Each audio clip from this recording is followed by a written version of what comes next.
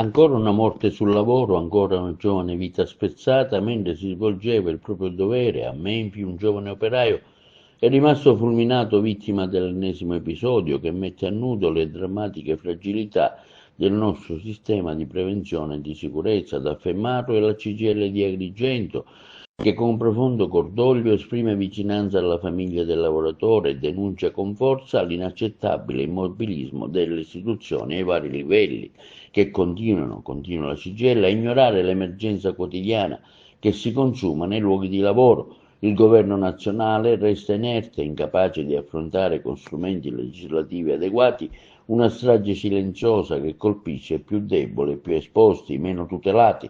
Intanto si alimenta la sfiducia dei cittadini nelle istituzioni, si svuota il senso del diritto democratico di partecipare, come ha dimostrato la scarsa affluenza al referendum promosso dalla CGIL, che non ha raggiunto il quorum del 50% degli aventi diritto. Denunciamo con forza anche l'evidente carenza di formazione per gli operai, una lacuna che troppo spesso si tragiude in tragedia. Non si può più tollerare che la sicurezza sia considerata un costo da tagliare invece che un diritto da garantire.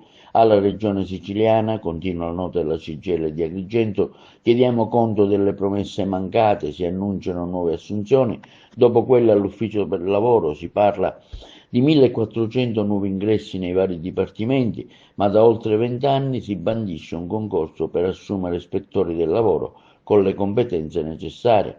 Ad Agrigento, su una dotazione organica prevista di 49 ispettori del lavoro, ne sono effettivamente in servizio solo 6, di questi appena 4 risultano operativi e al netto delle assenze legittime sono poco più di 3 le unità realmente attive sul territorio. Questa situazione è inaccettabile, servono azioni concrete, immediate, strutturali, basta annunci, basta immobilismo. La sicurezza sul lavoro, continua la nota della CGIL, è un diritto costituzionale, non un optional da garantire a fasi alterne.